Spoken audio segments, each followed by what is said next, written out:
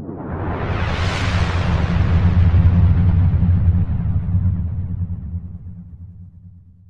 really looking forward to today's discussion as we ask, were the apostles martyred for their faith? Now, the argument that the followers of Jesus wouldn't have suffered and died for a lie is often used as evidence for the truth of the resurrection. But in recent years, attacks have been mounted on whether the first apostles really did suffer and die for their faith. Notably, church historian Candida Moss, in her book The Myth of Persecution a few years ago, attacked the historicity of the martyrdom accounts of the first Christians. Sean McDowell is an apologist and author. He's based at Biola University in California. His latest book is The Fate of the Apostles, and it examines and defends the historical accounts of the death of the first followers of Jesus for their faith. He says that followers such as Peter, James, the brother of Jesus, Thomas and others did indeed die for their faith. We can be, pretty certain of that historically, and we'll hear his case for that as we get into today's programme. Debating him today is Ken Humphreys. Ken's not been on the show for quite a while, but he's the author of Jesus Never Existed, both the book and the website. And as the name implies, Ken is a Jesus mythicist. He doesn't even believe Jesus existed. So he's, of course, equally sceptical of the accounts of the martyrdom of the apostles. And so we'll hear what he has to say as well as we get into today's conversation. But first of all, a very warm welcome to the show, both Sean and Ken. It's great to have you both with me. Sean, let's come to you first of all as a newcomer to the show, but I feel like we should have had you on before now. And of course, you've got a bit of a heritage of apologetics as well. Your father was, of course, has been a famed apologist as well, Sean. And what made you want to particularly invest into this, I think, quite academic look at the fate of the apostles? Number one, my father and some others had popularized the idea of the apostles dying as martyrs for their faith, and that being a convincing reason that Christianity is true. And it always made sense to me, and it was compelling. And then years in, I was actually on a trip to Berkeley with some high school students. And we go in and we bring in some Unitarian Universalists, we bring in some atheists, and maybe even a buddy of yours, Ken. We had David Fitzgerald, a friend of mine. He's a mythicist. Oh yes, I know David. Yeah. Arguing that Jesus didn't exist. One of my students said, "Well, why would the apostles die if it wasn't true?" And he literally looks back at him and goes, "Give me some evidence that any of them did." And my students are looking at me, and I'm like, I don't actually really know the answer to that. So it kind of planted this seed of interest in me. And at that time, I was just beginning a doctoral program. And instantly I thought, oh my goodness, this is a perfect project for somebody to do their doctoral dissertation on. And that was dissertation done, but also just a lot of personal investment and interest in this really common argument. Yeah, so and the book in a sense is the result of that work that you've done into it. And was it while you were undertaking this research that Candida's book came out, or was it around the time you started to do it? Yeah, I was not aware of Candida's book until I started the research. In fact, it came out after I was doing some of the research. Her book came out in 2013, and I started my PhD in 2010, and some of the writing probably around 2012. So it was actually great timing for her book to come out. And she has some earlier books that deal with this, but this is really kind of the first popular kind of polemical book where she really goes after the death of the apostles and early Christians. Your own book, is it to some extent a response to Candida's attack on the historicity of the fate of the apostles? Yeah, it might be a little bit of an overstatement to say my book is a response solely to Candida. I mean, my book was motivated just to know what happened to the apostles, and then she's become probably the most prominent voice arguing against it. So I respond to her time and then throughout the book a handful of times. There's actually quite a few times where I will agree with her. I think she's a wonderful writer and very insightful, but certainly disagree with the deaths of the martyrs with Candida. Okay. Bringing up that side of the things, though I doubt Candida would agree on everything you say about Jesus, Ken, but perhaps at least in this respect about the apostles. So Ken, welcome back to the programme. Now, I was surprised to learn that Jesus mythicism, which a lot of people would say is a bit of a left field, just a very small minority of people kind of really doing much in that, has started to grow in as much as you were recently at a sort of global conference to do with Jesus mythicism. Is that right? Indeed, see, Justin, the idea that it's a minority following, it has to die a death pretty soon. The idea has been around for a very long time, and it's almost 20 years since I started writing in this area. Yes, it has now taken on an international dimension, but I guess it always did have, but now it is very visible thanks to the internet as much as anything else. So yes, the conference in Athens was a milestone because there was representation from across the world there, and the friend that Sean just mentioned, David Fitzgerald, gave a video contribution to the conference. Among other people like Richard Carrier and Raphael Lancaster. The mythicism is gaining in appeal and attractiveness simply because it has a very powerful story to tell. The problem with apologetics, of course, is it is really based upon defending faith. It's not truly an historical study at all. Candida's book is a lovely little introduction. I was very pleased when it appeared. It was, in actual fact, about 6 years after I'd written something along the same lines that really there's no evidence for the apostles, let alone their deaths. So when Candida's book appeared, I was delighted. This is historical study. Apologetics obviously takes a different stance. It's trying to find ways of defending a revealed truth. So the two are different, really. It depends whether you're interested in faith or history. Do you accept that distinction between apologetics and academic research, Sean? No, I don't. I think they overlap. I mean, everybody's got an angle. Everybody has a bias. Everybody has something they're trying to prove, whether it's an apologetics for mythicism or an apologetics for the historical Jesus. So I think looking at the same sources, we certainly have biases, and we need to make those clear and make them accessible to the public so people can critique them. But what makes Christianity unique is it's a historically based religion. And that's where the resurrection is set apart. I mean, 1 Corinthians 15, if Jesus is not risen, our faith is in vain. So it's a faith based upon historical events that at least in principle we can examine and test. I'm aware that I don't want today's program to become a debate on the existence of Jesus, so it could easily be.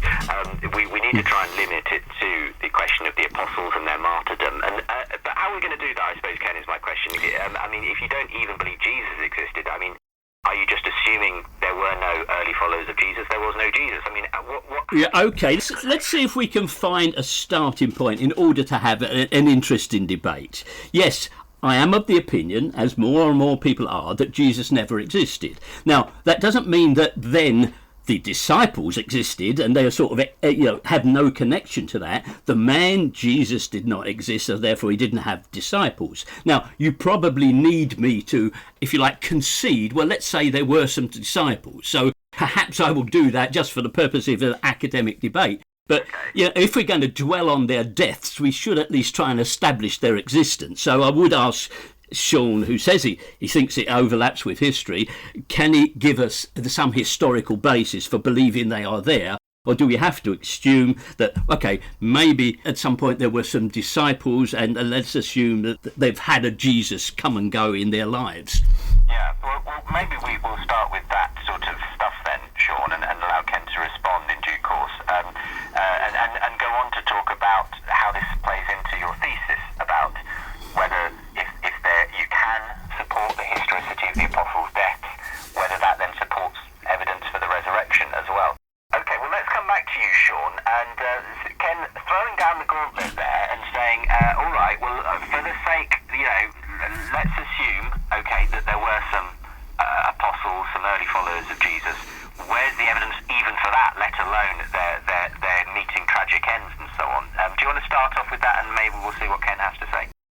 Sure, I think Ken and I are in complete agreement that you can't get the deaths of the apostles if they certainly first don't exist. And it's interesting, and John Martyr, probably one of the foremost historians today on the historical Jesus, in his 4 volumes, A Marginal Jew. In volume 3 on page 41, he says, fortunately, we don't need to spend a great deal of time on the question of whether Jesus in fact had disciples during his lifetime. That the historicity of some such group is rarely, if ever, denied. Now that doesn't prove it, but the weight of evidence and scholarship doesn't even spend a lot of time defending this because it's rarely even challenged. Nevertheless, Ken is raising a challenge, so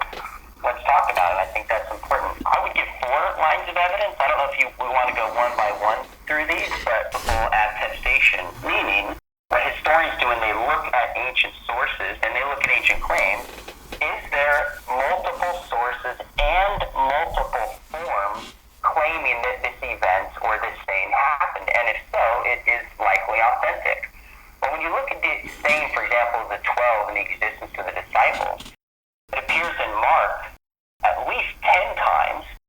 In fact, two of those passages in Mark 3 and Mark 14 are arguably pre-Markan for reasons we could get into. It also appears in Matthew and Luke.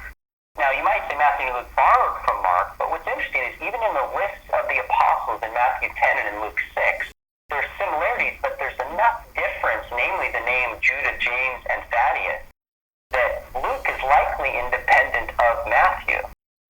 Third, we have John 6:67, where it mentions the 12, and then again in 20:24 when it talks about Thomas, one of the 12.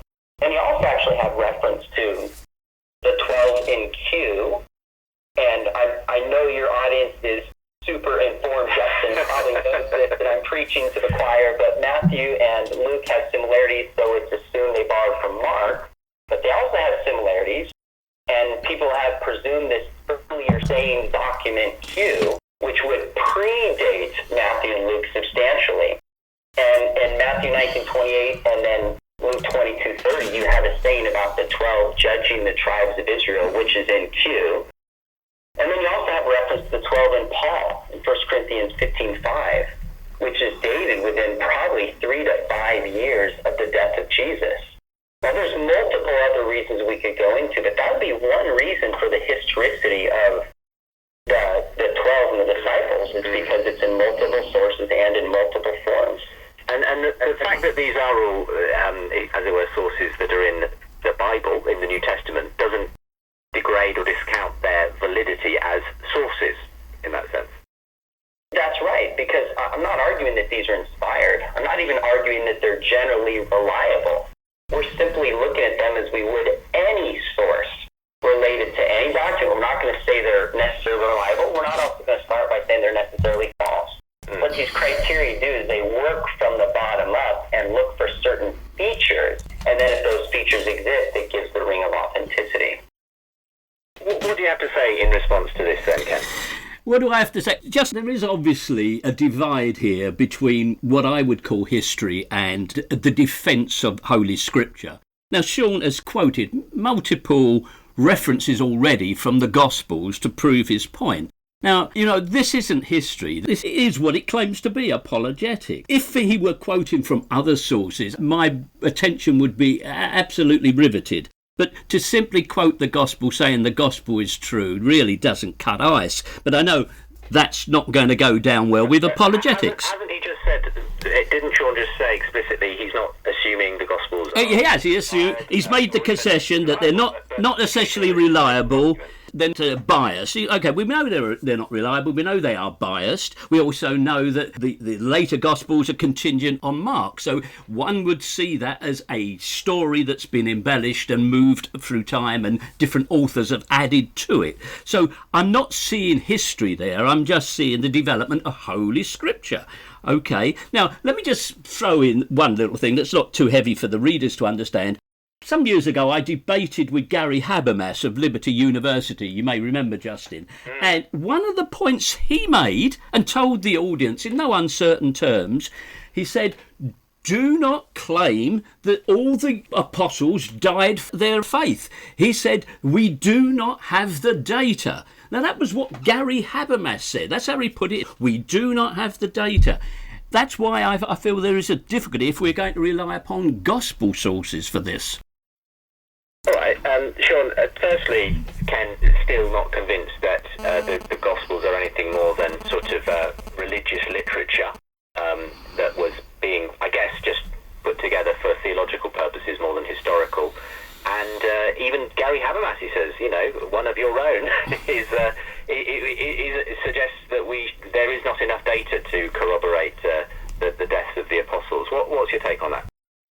Yeah, I'm certainly not saying the Gospels aren't biased. They are. Read John chapter 20 and 21. He says these are written so that you may believe. But I was also on Ken's site reading it closely, and I love what you're writing on, Ken. We have a ton in common with the apostles, historical Jesus. I sense if I ever make it your way, we could sit down and spend hours talking this stuff through. But I think you've also got to admit that you have a strong bias. Now, I don't dismiss your writings and say, well, he's mythicist, he's biased, he has no truth here. I've got to look at the evidence itself and assess it fairly. That's the only way to go. So when you say these apostles borrowed from Mark, that they probably did in some cases. But we also see, like I mentioned, multiply attested in Paul, and it's in Q, which is clearly where Matthew and Luke do not borrow from Mark, and it's also from John, which is independent. Sean, you realise, of course, that the Gospels are entirely true. Sean, we should clarify. From a bottom-up one where we simply look at sayings, and we have multiple, at least 5 independent attestations and traditions of the existence of the apostles that are early. Now, that's only one piece of evidence. Sean, really, you must stop for a moment to let me say to the listeners that Q doesn't exist. Q is a hypothetical source. Then it is an indication of truth, because we don't make up stuff to intentionally make ourselves look bad. Well, why would Judas bear the tag of being one of the 12 and be included in one of Jesus' closest apostles if this was something that was completely made up? And I think Meyer says it well. He says the criterion of embarrassment clearly comes into play as well, for there's no cogent reason why the early church should have gone out of its way to invent such a troubling tradition as Jesus' betrayal by Judas. So I think we have multiple attestation. Then we have this embarrassing fact that Judas is a part of it, which says this clearly must have been a historical core that existed going back within 5 years of the death of Jesus, as we see in 1 Corinthians 15:5. Just quickly before we come back to Ken, what are the other 2 lines of evidence that you would also bring to bear, Sean? I actually would appeal to Richard Baucham's book in his recent one, Eyewitness. Jesus and Eyewitnesses. Yes, Jesus and the Eyewitness, thank you, where he does an onomastic study of names, and he looks based on the culture at that time, the frequency of certain names, and how the disciples actually appear from Peter all the way down. They match the frequency perfectly, or as perfectly as you can get. Yeah.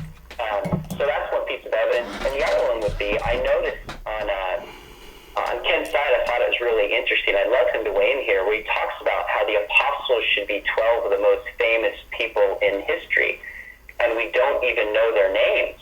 And he's basically arguing, I think this is a fascinating argument, that, the apostles, if they spent this time with Jesus, we should have tons of information and tons of stories.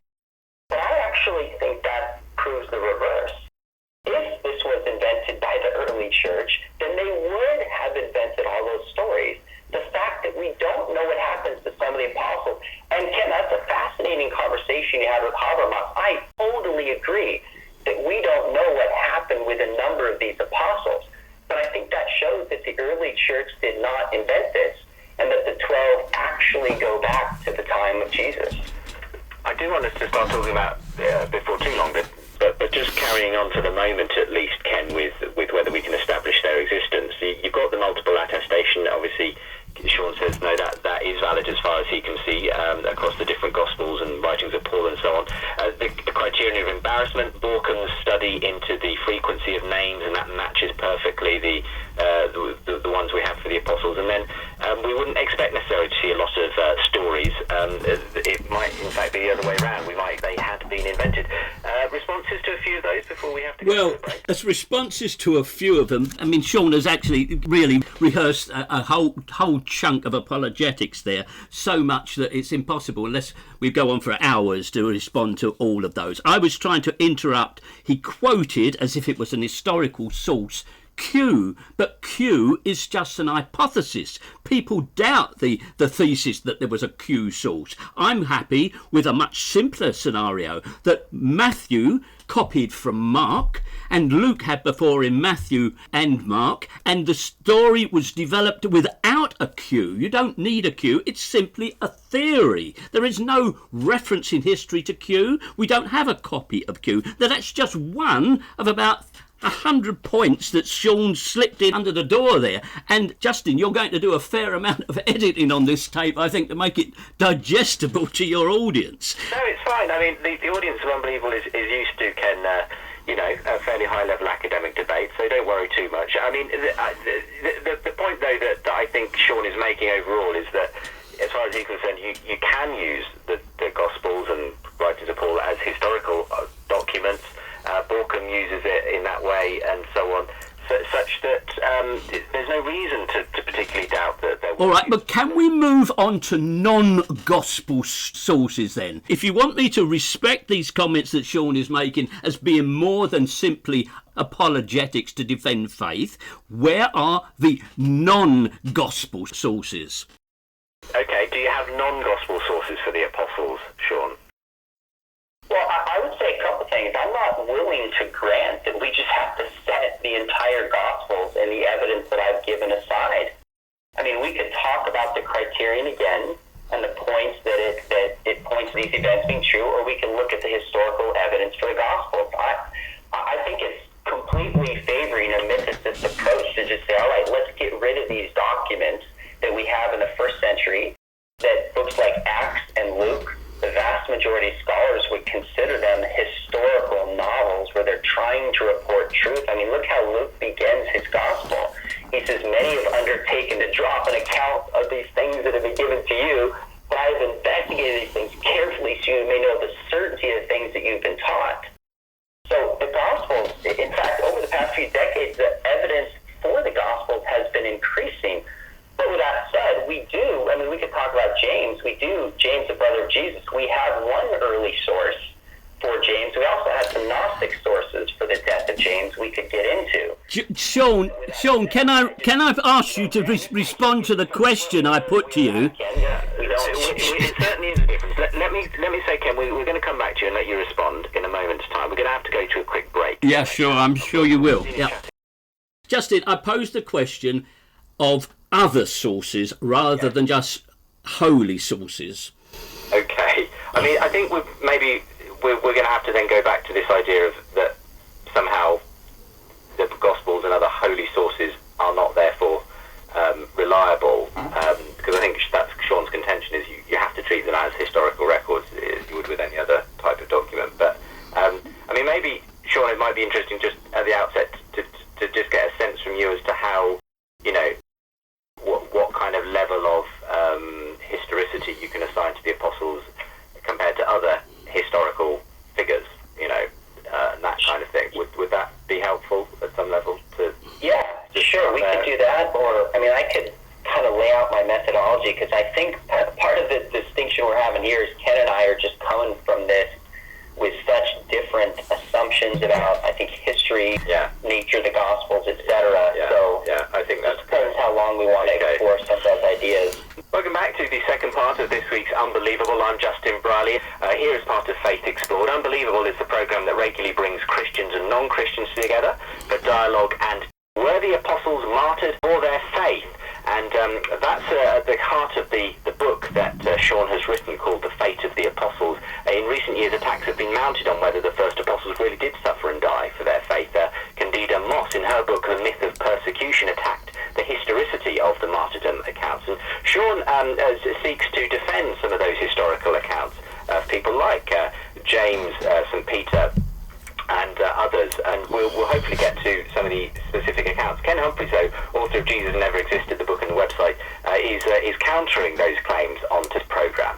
And really, we've reached a fundamental difference of opinion, gentlemen, haven't we, on what you both are willing to count as historical sources. Ken is saying, Sean, don't tell me about the Gospels. Sean, don't tell me about even other holy texts, because we just can't count those as historical.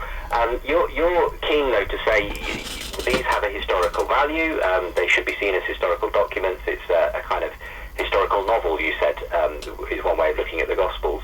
And so, can I come in there, Justin? This is when it comes, for instance, to the first followers of Jesus, James, Peter, Paul, and so on. What kind of level of how well established are they as historical figures compared to, say, other ancient historical figures, which most people are happy to grant the existence of in the ancient world? Is that my opportunity to speak, Justin, or are you going to go over to Sean again? Like, for example, Plutarch's Lives, where he writes over 60 biographies, 50 of which we still have. And he reports for a number of ancient figures who lived hundreds of years before him. And these are accepted as being historically reliable as a whole in terms of their lives and their events, etc. So when we look at the apostles, we have to assess the quality of evidence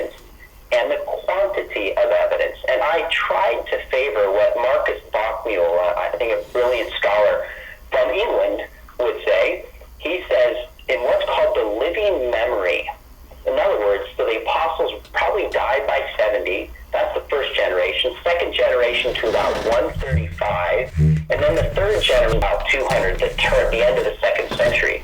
And it's within that window that a lot of historians would say, we still have a living memory that is being passed on. And then if you look at a lot of scholars like Joseph Clark, who studies some of these apocryphal accounts, they'll say it's really the 4th and 5th century that you see this complete hagiography and legend emerging. So I try to aim in that window if we can, and for people, I think a very high degree of historical probability for people like Peter, Paul, and both James. And then I would put Thomas and Andrew at least more plausible than not. I'm certainly less confident in them than the other apostles, but I think a decent case can be made. And then the rest of the apostles, I agree with what you said, Ken, in your conversation with Habermas. There's not evidence for a lot of the rest of the apostles, but Habermas does write in his book, The Case for the Resurrection, that there is good evidence for the 4 that I indicated. And when you say evidence for the apostles, you mean for their deaths specifically? Yes, thank you. Yeah, because that was just a clarification. I mean, we need to talk about the deaths as well, but Ken, I do want to give you a chance to respond again. Are you sure, Justin? You seem to be giving the whole debate over to Sean. Plutarch's lives and say, yes, that gives us evidence for historical figures. We've got, in some ways, far closer to the times, evidence for these characters. Is it my turn to speak now, Justin? Well, can I first say, I think you're giving far more attention to what Sean has to say than my opportunity to respond to that. I appreciate you are a Christian radio station, but it doesn't amount to a debate if really you're going to give all the dialogue over to Sean.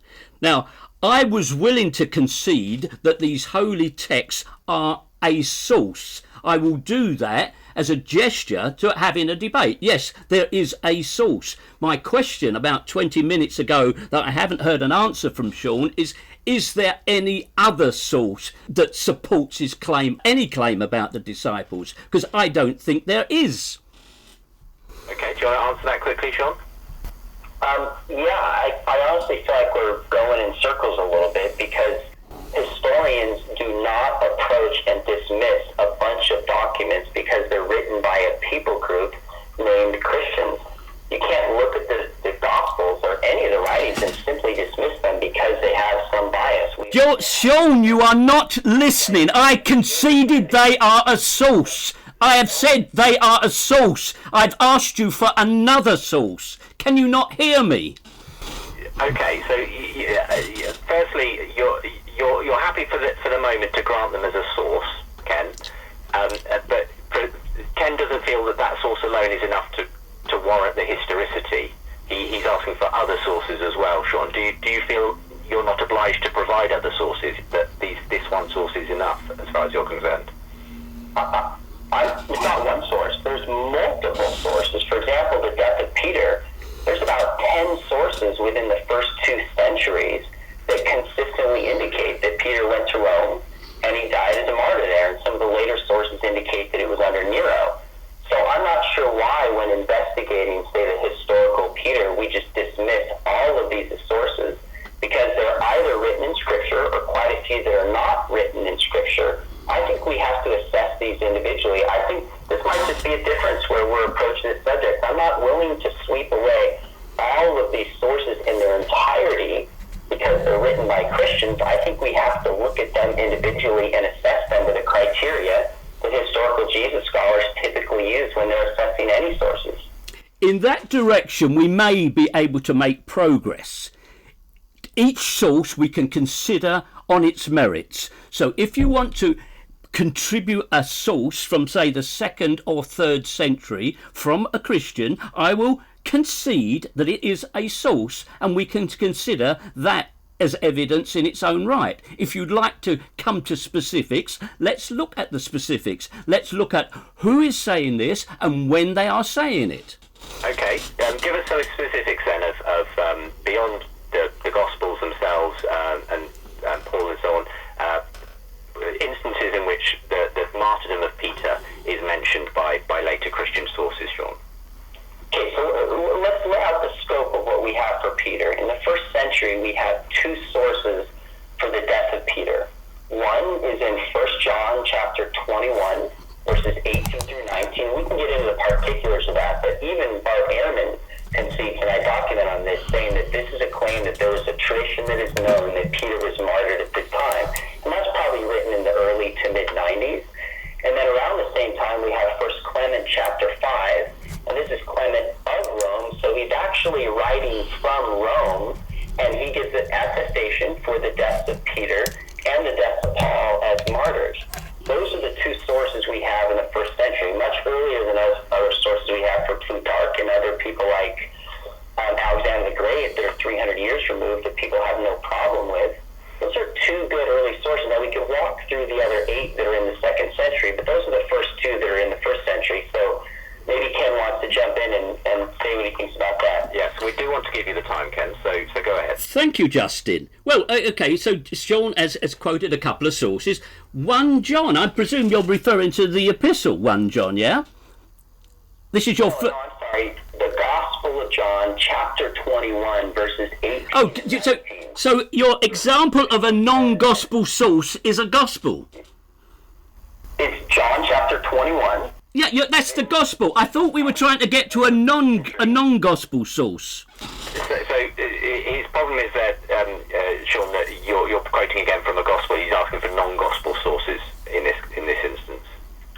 Okay, so let me make a point. I don't know any historical Jesus scholar who is assessing the fate of the apostles, and I did my dissertation on this. I read from the far left to the far right, from atheists, agnostics, and everywhere in between.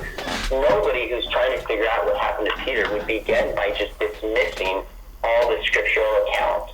I don't know anybody who would do that. No one is dismissing anything. I've conceded you can quote your sources. Is this reliable? Does this give us actual information? Or is this completely made up? I think that's a fair question that has to be on the table. Sean, you're not being logical. I've said I will accept your Gospels as a source.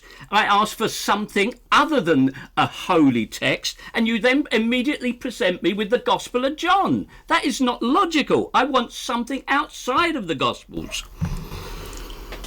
Well, okay, if you're insisting that you want other sources apart from the Gospel of John, which you mentioned 1 Clement as well, is that correct, Sean? Yeah, that's fine. If you say that you accept John, that's great. It's important to get on the table so people know where this is referenced to, that we have in John 21. The next source is in 1 Clement chapter 5. And this was written... Okay, do you want to stop there? Do you want to stop with 1 Clement? Dated back in the 70s. I think that's a minority. And there's multiple examples, chapter 4 through 6, of how strife and envy and faction result in persecution and just disorderliness and death. And there's a specific reference to Peter where it refers to how he struggled even to the contest of death. And the context makes it clear that Peter, because of jealousy towards him at the time, ends up being killed for his faith. So you have this reference in 1 Clement, which is, yes, it's written by a Christian, but it's not a scriptural reference. It used to be part of the New Testament in some copies, Sean. So now Ken in. Yeah, Ken. As I say, 1 Clement was so close to the Gospels, it was included in some early versions of the New Testament. So we haven't stepped far outside the Gospel ambit. Is there any secular source anywhere that refers to any of the disciples, Sean? Do you concede that 1 Clement at least references, for example, Bart Ehrman says, by the end of the 1st century and into the 2nd, it was widely known among Christians that Peter had suffered a martyr's death. The tradition is alluded to in the book of 1 Clement. Before we move on, you concede that at least 1 Clement is a second source in the 1st century that refers to the death of Peter? Well, you can hold it that way, issue for you wish. You are not giving anything that constitutes historical evidence at all.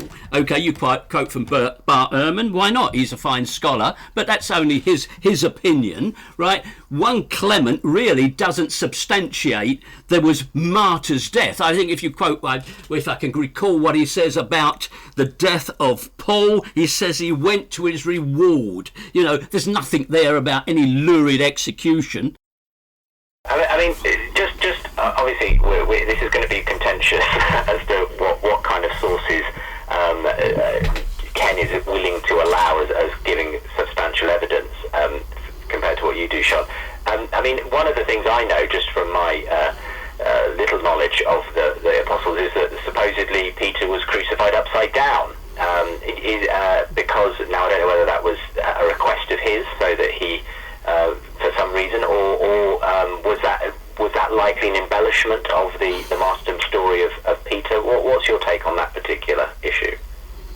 I would say I agree with Ken that First Clement doesn't give all the grisly details of his death. It doesn't. Clement wasn't asking the same question we're asking now, but it does make it point that clearly he was persecuted and struggled to the point of death and is set up as a premier apostle in the same way that Paul was. My mind just went blank. What was the question was, did he get crucified upside down? Do we have any evidence of that? Sorry. I actually think it's possible. In Martin Engel's book Crucifixion, he shows that some people are crucified upside down, but the first reference to that comes in the Acts of Peter at the end of the 2nd century, and I think it's making a theological point that the world was upside down, and Peter sees it clearly upside down, and his death will help turn the world right side up. So later church historians pick up that as historical, but I'm very skeptical of that. Okay, crucifixion upside down. We have a point of agreement. I am also very sceptical about it. Well, you're probably sceptical Peter even existed, Ken, but let's talk about another one, because we should talk about some of these apostles and the ways that they are supposed to have met their deaths. Paul, that was already mentioned by Ken. Now, obviously, in the letters of Paul, we have in the New Testament, Sean, we know of his life and some of the things he went through, but obviously we don't learn of his death. He wasn't there to write about it. But how do we have any knowledge of the way in which Paul may or may not have died? And then we'll let Kenneth respond again. Yeah, sure.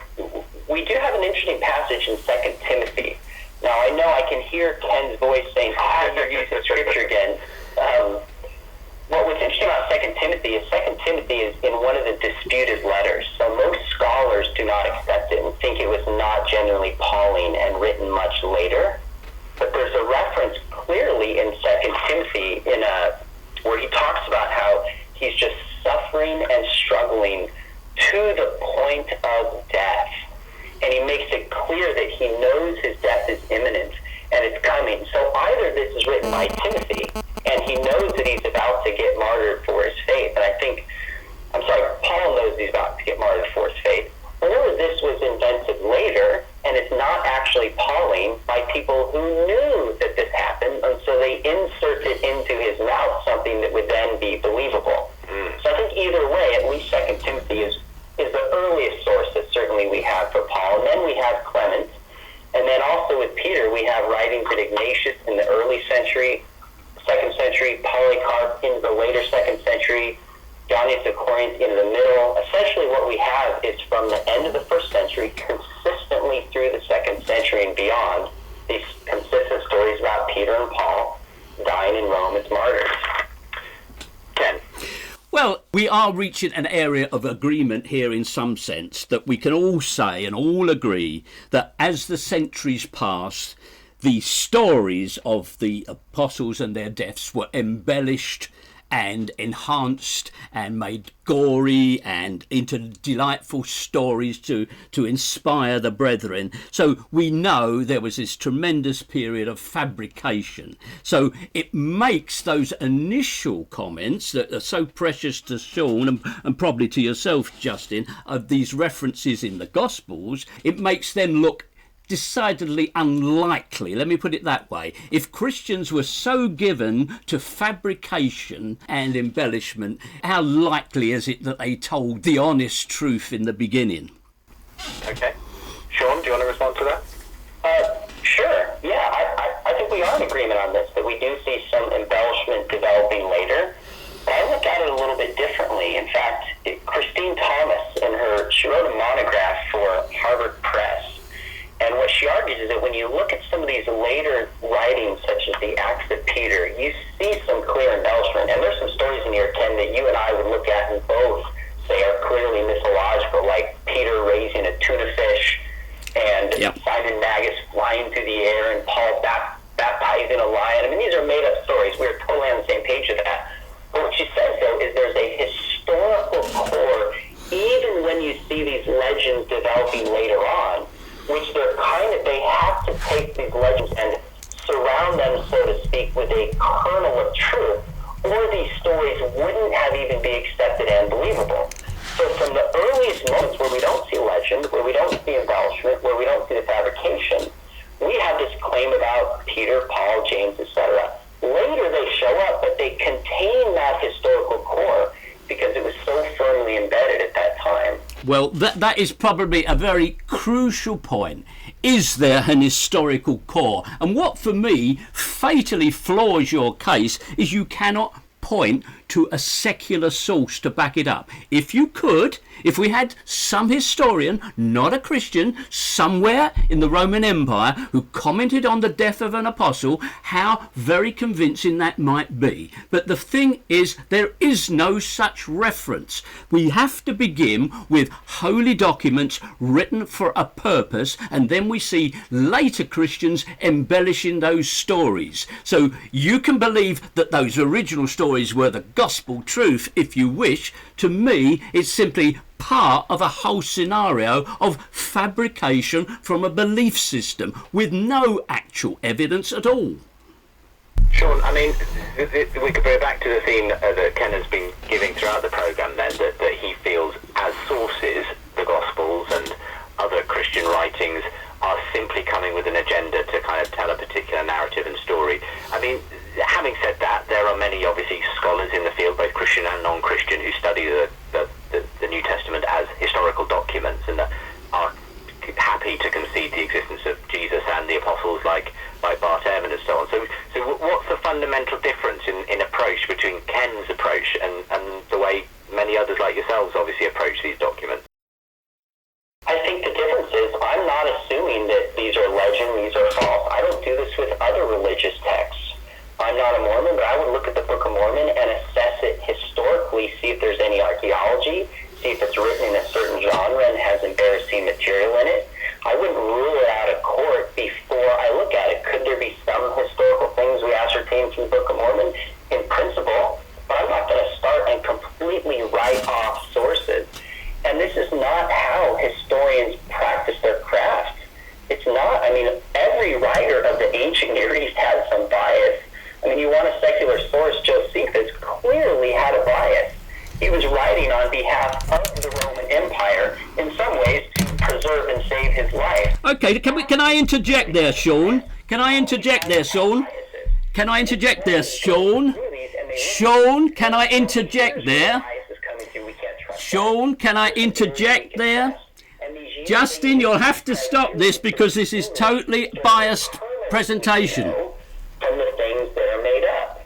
So I just don't think bias and the claim that we need some non-biblical source or even a non-Christian source is warranted as a fair way to do history. Now that said, since you granted the existence of the apostles, why don't we, for the sake of argument, just grant and ask, are there any evidence for any of the apostles that are in secular sources? I mean, let's talk about that for a second.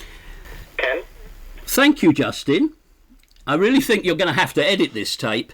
Right, Sean then introduced Josephus, and I think that's great. Here is an historical source that is not essentially Christian, although it has been passed to us through Christian scribes, but here is a wonderful source that we all use all the time. Now, I think Sean will probably be aware that Josephus was born around about the year 37 and grew up in what the Christians choose to call the apostolic age, right? Now, he writes 4 very powerful books. It makes a lot of reading. Where in that entire compendium of Josephus's work is there any reference to a disciple, an apostle, anywhere? Where is a reference? This is a time when Christians were supposedly converting thousands of people, whole cities, right? In the very area that Josephus is writing about. How is it that he doesn't mention them at all? Well, I think he does make 2 references to the historical Jesus. Not the historical Jesus. We're talking of the apostles. We are here to talk about the apostles. He's not necessarily covering the information and questions that you and I are distinctly asking. He had an agenda and the reason he was writing, but there's, of course, the testimonium Flavianum, which is debated. We don't need to talk about that. But then there is a reference where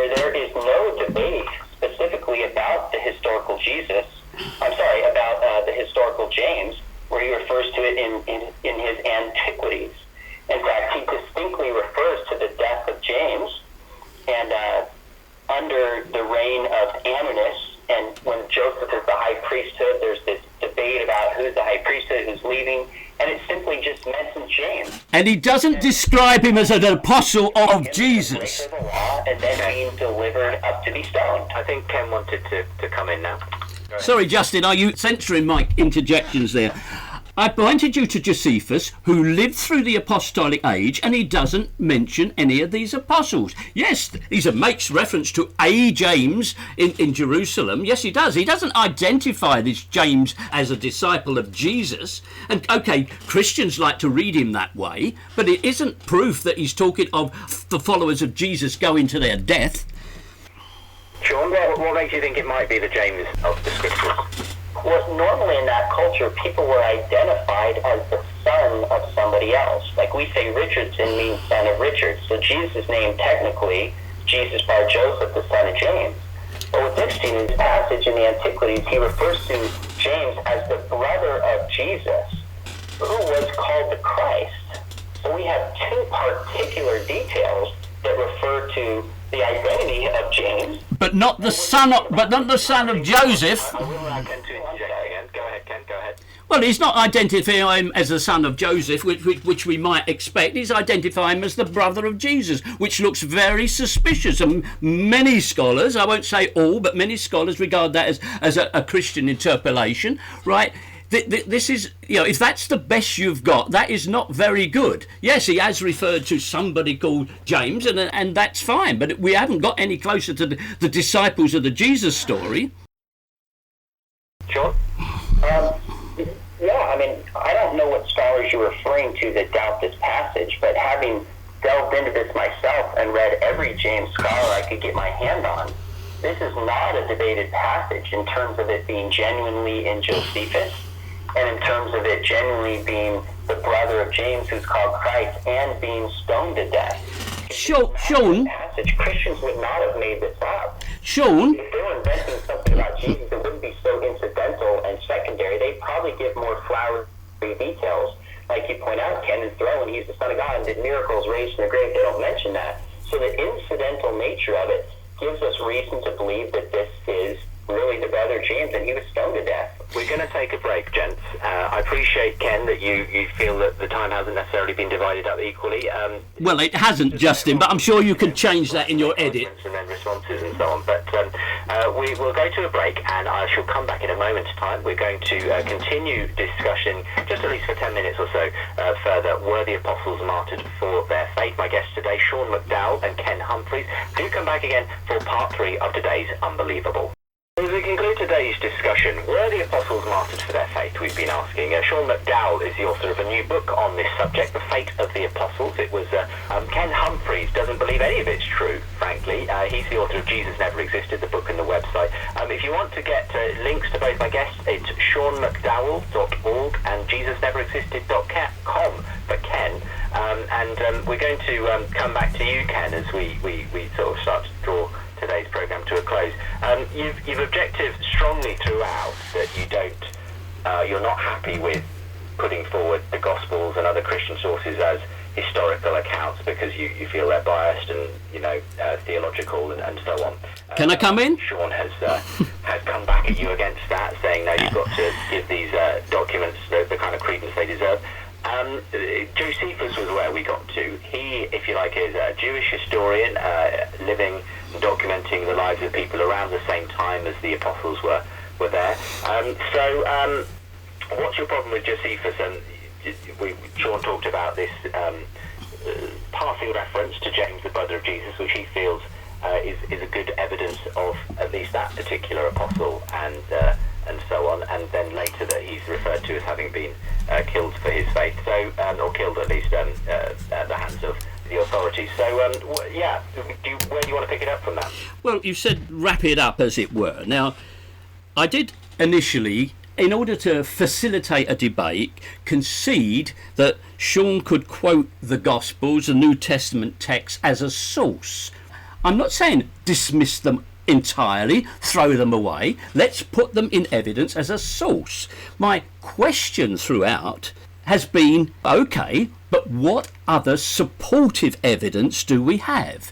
And my point there, I've made it, it's a very simple point, there is a total absence of any secular support, any secular source supporting these gospel claims. A subsidiary point that we have all agreed upon is that these claims made for the martyrs of the church, the disciples in these early years, were very rapidly enhanced and embellished and fabricated as the church got itself organised. Now, given the absence of a secular source, it does, in my opinion, make the claims for the holy sources look even more dubious. That is my point. If anything helped them along the way, that would be great. But the fact that there is an absence of any source, that no one anywhere comments on some apostle doing wondrous things, not even St. Paul gets that sort of mention. Supposedly the guy who goes all over the Eastern Mediterranean doing remarkable things and establishing churches, he doesn't appear in any secular source either. Do you believe then that the Apostle Paul didn't exist, Ken? Is that what you're Well, I think there has to be a qualified answer in respect to Paul. I am currently writing a book on Paul because he's a curious character. I would say this: I've spent the last decade tracing the route of Paul. I'm trying to go to all the places that claim for Paul. Obviously, one or two of them are rather difficult at the moment. I haven't yet got to Damascus, but I have had the opportunity just recently to stand in Athens on Areopagus Rock, where Sir Paul supposedly gave his sermon, and I have to say the evidence of that is not very persuasive that this is a real story. It has all the elements of an invented drama, which a number of people who study the New Testament also conclude that the author of Acts has invented a story appropriate for that occasion. But I guess the point I'm trying to get to, Ken, is if the fact that Josephus doesn't mention Paul makes you wonder whether there's any evidence for Paul. I mean, I know that even your fellow mythicists like Richard Carrier, they believe in Paul. I mean, the part of his case for the case against Jesus' existence rests on the existence of Paul. Yeah, I've said, Justin, Paul is a curious character, and I'm still investigating Paul. I would say that given that we have at least a few epistles that may come from someone called Paul, there possibly was someone called Paul. I don't think he comes anywhere close to the character portrayed in the book of Acts, but that's another thing. That's another story, and I'll let you know that. I'll happily come back on the show and explain about Paul at some stage. But let's move on to Josephus, where we left the discussion. Now, I think you will agree, and Sean will agree, the only reason we have Josephus is the Christians preserved that document. The Jews didn't want to preserve the texts of Josephus. Why? Because he was a renegade. He went over to the Romans. They weren't too fond of Josephus. The Christians copied Josephus for us, and as we know, they did tamper with Josephus for their own ends. And the reason for that is, as everybody, including apologists, often accept, the very famous passage in Josephus, the Testimonium Flavianum, has been tampered with. It's been tampered with. They claim it's got an historical core, but it's been tampered with. And the point I'm making there is they exist at all only because of Christians. Christians copied them. Christians tampered with them. So you can see how somebody who's not that gullible towards religious claims will accept that as any evidence at all for disciples. Okay. Sean, where do you want to start? Do you want to start with Paul and the evidence for him, or with the Flavian testimony in Josephus? Yeah, let's come back to Josephus. I think if I understand your methodology, Ken, if anything is written by a Christian, it's completely not accessible as a historical source, or if it's preserved by a Christian, it's not accepted as a historical. Sean asking, are you saying that your methodology is one in which you simply will not accept any testimony that comes from a Christian source? No. I have said I will accept it as a source of information. Yeah, let me clarify, since it seems your point's not in getting across. I do accept the Gospels and holy documents as a source, right? A source. I do. I spend my time reading these things. I probably read them more than many Christians, put it that way. They are a source, but you have to bring in judgment, you have to bring in probability, you have to always, in these stories, discount a lot of nonsense from the very beginning. It is a source, of course it is, it's a valuable document, I wouldn't say otherwise, but then we have to look at the culture, look at the available history, look at the evidence. I'm sure you wouldn't take the text written by ISIS for the story of Syria as a particularly reliable source. Why should we regard the Christians as somehow these wonderful purveyors of truth when everything indicates the opposite? Sean?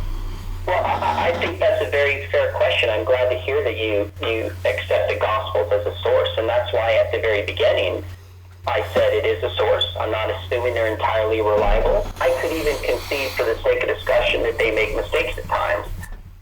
But the criteria helps us look at these different claims individually and assess whether they are reliable or not.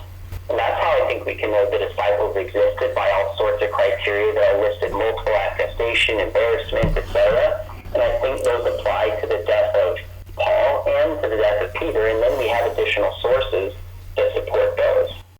It's been a really interesting discussion. Thank you both for being on, and I appreciate both of you being willing to take part today. Do you have some material specifically around the apostles at the website there, Ken? I do indeed. If you go to a web page, which is jesusneverexisted.com/apostles.html, there is a summary and some comments about the apostles. Sure, Sean, I'm looking forward to connecting with you this summer. I'm coming out to the States, and we're hoping to put together an event that you and I will both be contributing to. All the best for being with me, Ken. Thank you very much, Justin. Anytime. I love it. And thank you, Sean.